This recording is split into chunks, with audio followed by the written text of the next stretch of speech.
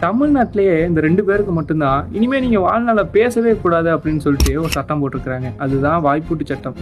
அந்த 2 பேர் யார் யாரு, எதுக்காக இந்த சட்டத்தை போட்டாங்க, யார் இந்த சட்டத்தை போட்டா அப்படிங்கிறத பத்தி டீட்டெயிலாக சொல்லியிருக்கேன். அதுக்கு முன்னாடி இந்த மாதிரி ஹிஸ்டாரிக்கல் கண்டென்ட் தெரிஞ்சுக்க நம்ம மீடியா ஃபாலோ பண்ணிட்டு உங்களுக்கு எந்த தேசிய தலைவர்கள் பிடிக்கும் அப்படிங்கிறத கமெண்ட்ல சொல்லிருங்க. ஃபர்ஸ்ட் ஆஃப் ஆல், இந்த வாய்ப்பூட்டு சட்டத்தை முதல்ல யார் நடைமுறைக்கு கொண்டு வந்தான்னு பார்த்தீங்கன்னா பிரிட்டிஷ்காரங்க தான். எதுக்காகனா அவங்கள பற்றி யாருமே தப்பா பொது இடங்களில் பேசக்கூடாது, அவங்களுக்கு எதிராக பேசக்கூடாது அப்படிங்கிறதுக்காக இந்த சட்டத்தை கொண்டு வந்தாங்க. யாருக்கு இந்த சட்டத்தை முதல்ல போட்டாங்கன்னு தெரியுமா? அதுதான் தேசியம் காத்து செம்மல் என அழைக்கப்படுற திரு பசும்பொன் முத்துராமலிங்க தேவரையா மேல.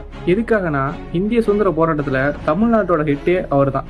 அதனாலதான் அவர் எந்த மேடையிலுமே பேசக்கூடாது அப்படின்னு அவர் மேல வாய்ப்பூட்டு சட்டம் அப்படிங்கிறதும் போட்டாங்க. ரெண்டாவதா யார் மேல சட்டத்தை போட்டாங்கன்னு தெரியுமா? புனித போராளி அப்படின்னு அழைக்கப்படுற பழனி பாப்பா மேல.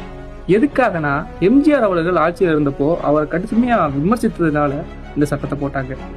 இது அரசு என்னதான் அப்படி சட்டத்தை போட்டாலும் அதை பழனி பாப்பா கண்டுக்க கூட கிடையாது. தமிழக வரலாற்றிலேயே உங்க 2 பேர் மேல மட்டும்தான் இந்த வாய்ப்பூட்டு சட்டத்தை போட்டிருக்காங்க அப்படிங்கிறது குறிப்பிடத்தக்கது. நான் ஸ்டார்டிங்லேயே சொன்ன மாதிரி உங்களுக்கு எந்த தலைவர்கள் பிடிக்கும் அப்படிங்கிறத மறக்காம கமெண்ட் பண்ணிட்டு போயிருங்க.